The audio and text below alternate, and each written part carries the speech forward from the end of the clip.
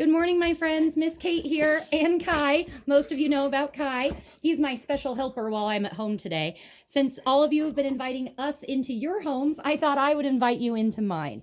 This is where I keep all of the fun things that we use in our classroom, and I thought it would be really fun to read a story about my special helper and all of the other special helpers out there. And this story is called Kai to the Rescue.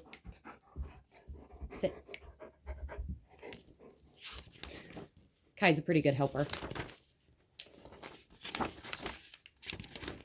Once upon a time, there were 3 red fire trucks who lived at Firehouse 10.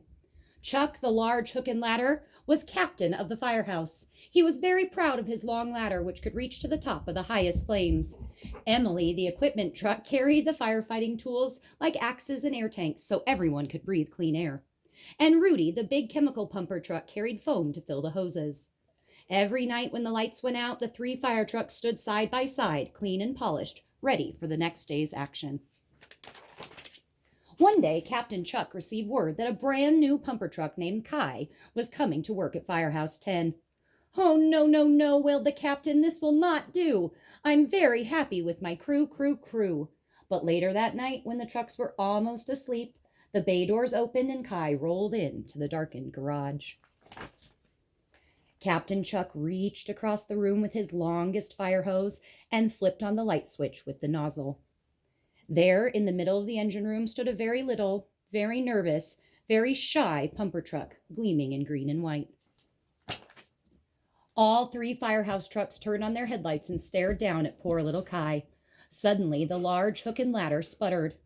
"Good gracious, Kai, you're so young and small. I really don't think you can help us at all. And look at that paint job. Fire trucks are red. You just won't do, like I said. The little pumper truck tried not to cry. "I'm a very good firefighter," he told the captain. "You'll see." "Well, I think green and white are lovely," said Emily. "Me too," boomed Rudy. The voice of the large pumper truck echoed in a deep, vibrating tone, and Kai jumped. "Thank you," his little bell jingled. That night, while the 3 big fire trucks slept, the nervous little pumper peeked around the engine room in the spill of the soft yellow nightlight. There, on a table across the room, sat a basketful of red crayons used by a visiting child. "I have an idea," thought Kai. He quietly unwound his longest fire hose and inched it across the firehouse floor. When it reached the table, he lifted the basket of crayons with the nozzle and carried it back to his green and white truck. Kai worked all night long, coloring his green sides and top until he had worn down every red crayon in the basket. He looked at his reflection in the window and happily thought, "This will please Captain Chuck because now I look just like the others." Early the next morning, the fire alarm clanged at Firehouse 10. All 4 trucks roared to life as the bay doors opened. "Wow, good coloring," tooted the equipment truck as Kai drove into the street. "Very stylish," zoomed the great big pumper.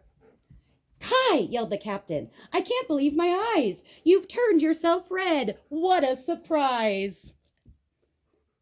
"But underneath that crayon, you're still white and green. I don't think you're right for this team. The large hook and ladder turned on his siren and drove ahead of the little pumper. Okay, come on.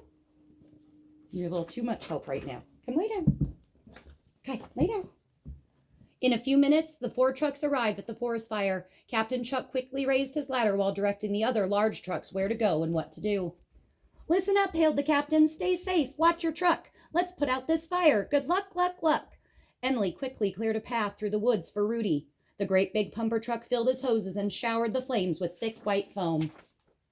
"How about me?" Kai called to the captain. "I want to help." Captain Chuck stared down at the little pumper. "Move away from the heat. Keep clear of the flame. Fighting fire is dangerous, not a game.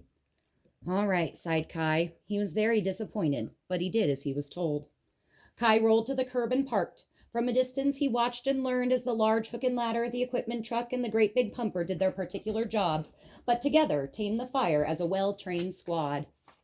Suddenly, Kai noticed a small fire burning deep in the underbrush, out of the sight of the larger trucks. He quickly rang his bell and called for Captain Chuck. The hook and ladder was very concerned.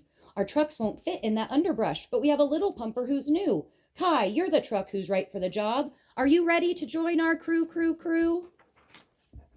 "Yes," cheered Kai. Lay down. He quickly turned over his engine, then bravely crushed through sparking timber and low-hanging branches until he reached the flaming underbrush. Kai pumped water through his fire hose with all his might. Sweat poured down his sides as heat from the fire melted away the red crayon. Kai was soon firefighting as the green and white truck he truly was, and suddenly he felt very proud. Captain Chuck was pleased and relieved as he watched Kai put out the fire. The captain tooted his horn happily when the little pumper came rolling out of the woods. "Good work," Emily rang. "Very impressive," Rudy boomed. Trucks from every fire station lined up to congratulate the new little pumper for doing such a fine job. "It seems to me," said Captain Chuck, "I was wrong about green and white. You're a very good firefighter, Kai. I admit you were right. Red trucks don't work any harder than you. As you see, you fit in just fine. When the fire is out, we all look the same, the color of dirt, ash, and grime." And so it was that night the new team of 4 trucks returned home to Firehouse 10. Tired and ready for sleep, Chuck, Emily, Rudy, and Kai stood side by side, clean and polished and ready for action. Suddenly, Chuck began to sing. "Kai's a pumper truck, green and white. Kai fights fire with all his might.